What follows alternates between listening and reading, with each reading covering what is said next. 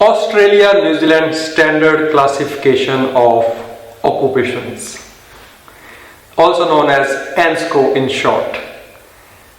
This term is being revived by Immigration New Zealand for the scope of work visas as well as for residence visas.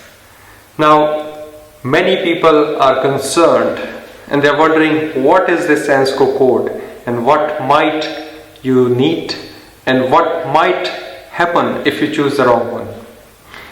In this short video, I'm going to explain to you what is the scope of ANZSCO and how can you use this for your advantage.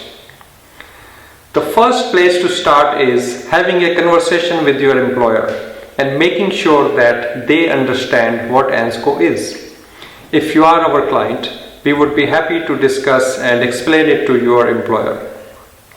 If you are an employer, feel free to engage with me and I'll help you explain how ANZSCO works and how it is relevant for your business in your context. Now, to explain ANZSCO occupation codes, let's imagine example of a retail store. There is an employer who wants some help at their retail store. This retail store may be a liquor store or an Indian grocery store. Now the owner is working, their wife or husband is also working in the business, and they have one or two more staff. And they are trying to find somebody who can be responsible, who can manage the shop when they are not around, who can help them run the business, grow the business, and build it into its own unique brand. When they apply for a work visa or a job check, they draft the role as per their best understanding. Because they are also actively involved in the business, they would be looking at the position from what they think the person should be doing. However, problems start when Immigration New Zealand will assess this job duties against ANZSCO occupation code. From employer perspective, they might think that they are hiring a manager, but when Immigration New Zealand will assess the job duties, they will soon find out that the job duties are not comparable to that of a manager as per ANZSCO.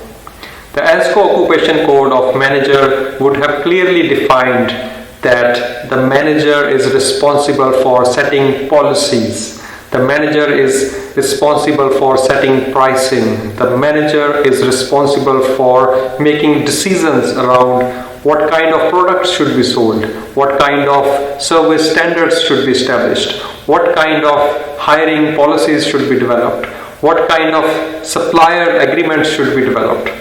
Now in this example, all of these decisions were going to be kept with the owners of the business. They were just looking at somebody to help them out.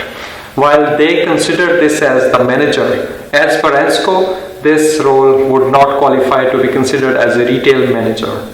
You may have been granted a work visa with the title of a manager. When the time will come to apply for residence visa, Immigration will assess your job duties and will ask you to provide evidence against ANZSCO to ensure that you have been performing those duties as envisaged by ANZSCO occupation code you are claiming.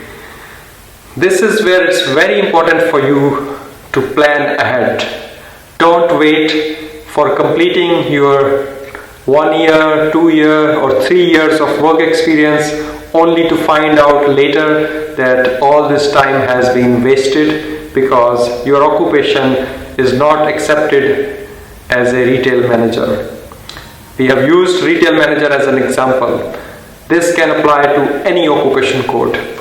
It is always best to ensure that you and your employer understand the role as well as the entire organization chart is planned with that context in mind. As an employer, it's an obligation for your organization to ensure that all the roles are correctly defined if you are going to hire migrants. This will ensure smooth business operation for you as well as your employees.